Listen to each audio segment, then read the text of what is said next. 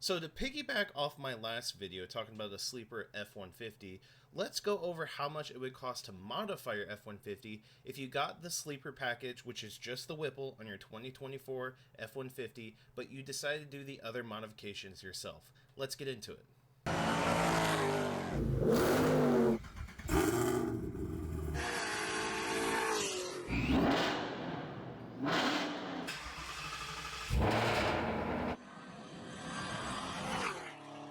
Okay, so first off, we're going to talk about the cost of the vehicle, then the Whipple, and go for the aftermarket parts yourself instead of letting the dealership do it or you paying for it, increasing your monthly payments. Why not just get the parts yourself, save up the money, however you want to do it, just do it yourself, slowly build the truck over time.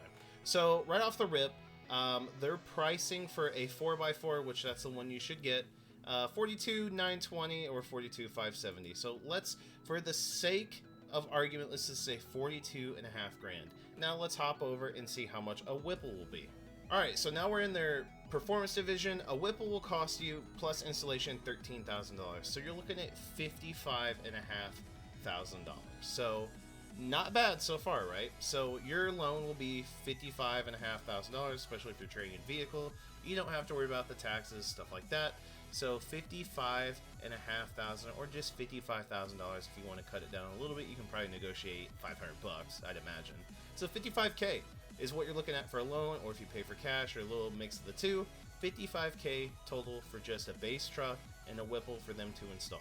So now how much does it cost to modify after the fact your truck? We're talking suspension, so lowering kit, we're talking headers, catback exhaust, wheels. Let's get into it.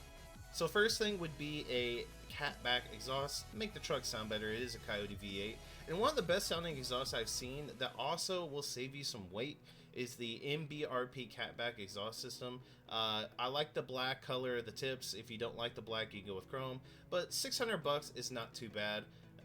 You can get it off Lethal Performance's website. You can usually use a discount code too. I think this is already discounted.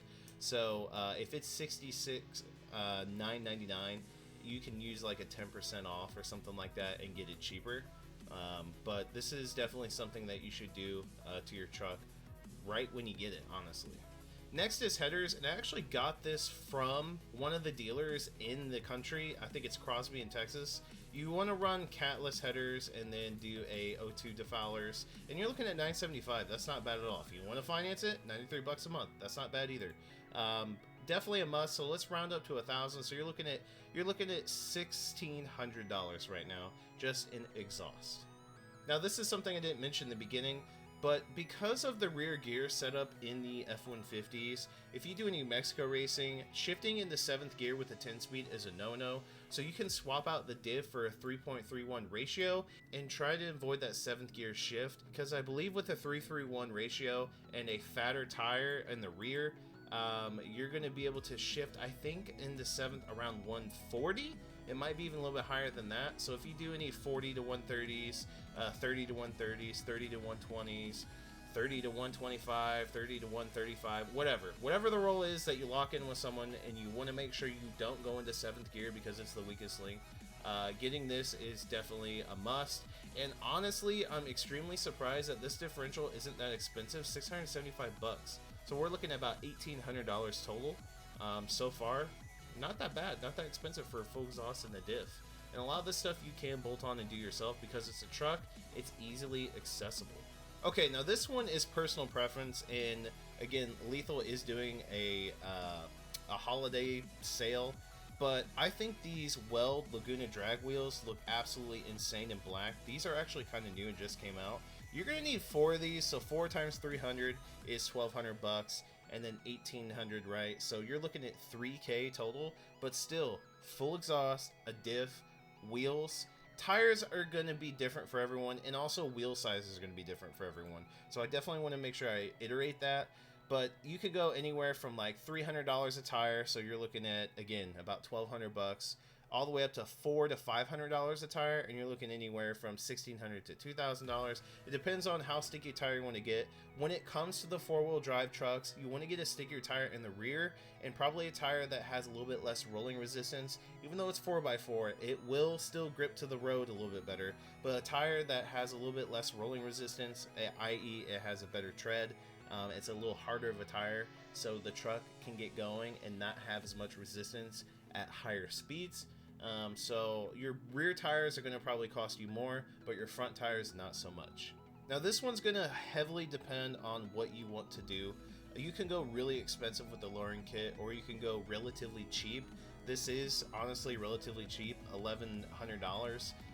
This lowers the front and the rear, so they sit really nice. As far as how it works, I mean, the suspension is still stock, so if you like the stock drivability of the truck, if you like how it works, then this is a good kit for you. There are a lot of higher performance lowering kits that are anywhere from $2,500 to $3,500, so just keep that in mind when it comes to the lowering kit. What is your goal?